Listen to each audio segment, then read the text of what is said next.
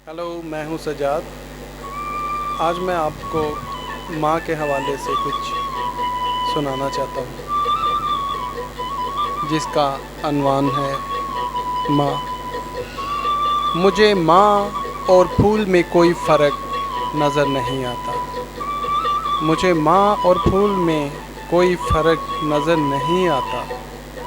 अगर दुनिया आँख है तो माँ इसकी बनाई है। दुनिया फूल है तो माँ इसकी खुशबू है। सख्त से सख्त दिल को भी माँ की पुरनम आँखों से मौम किया जाता है।